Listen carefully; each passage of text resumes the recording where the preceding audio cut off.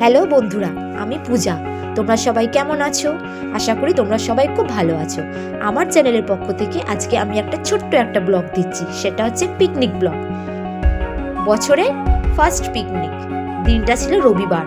তেমনি ঠান্ডা তেমনি কুয়াশা। আমরা আমাদের বরের ফ্যামিলি, মানে বরের সব বন্ধুর ফ্যামিলিরা মিলে আমরা এই পিকনিকটা করেছি। এই যে আমাদের জায়গাটা হচ্ছে কৃষ্ণনগর থেকে একটু ভেতরে। পিকনিক স্পটটা নাম হচ্ছে ঝিলমিল পার্ক। বিশাল বড় এরিয়া নিয়ে, একটু গ্রামের ভেতর।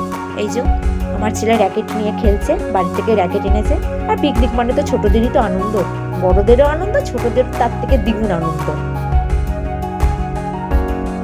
সাথে ব্রেকফাস্টে ছিল মটরশুঁটির কচুরি, পনিরের তরকারি।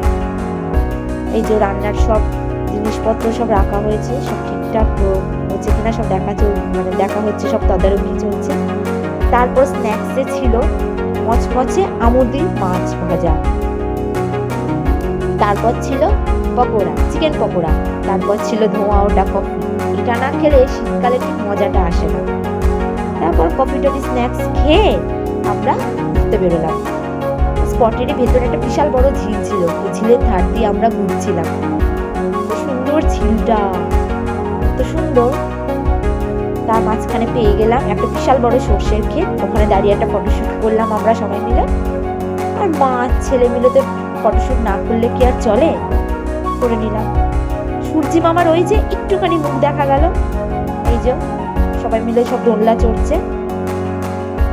এই যে আমাদের পেছনে সব নাচ হচ্ছে, আমাদের লেডিস সব নাচ হচ্ছে। আমিও অল্প অল্প নেচেছিলাম, খুব এনজয় হয়েছে। এই যে আমার পরে এক বন্ধুর বউ নাচ করছে। তারপরে এসে দেখলাম রাঁধুনি মাসিরা কি রান্না করছে দেখছি। রাঁধুনি মাসিগুলো খুব ভালো, এত সুন্দর রান্না করেছে, তেমনি রান্নার টেস্ট আর কালারগুলো খুব সুন্দর, খাবারের কালারটাও দারুণ হয়েছে।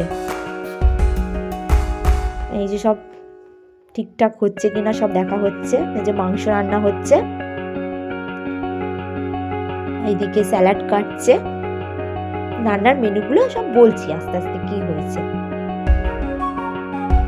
ধোঁয়া হচ্ছে গরম গরম। ফ্রাইড রাইস হয়েছে, তার সাথে হয়েছে গরম গরম মচমচে বেগুনি ভাজা।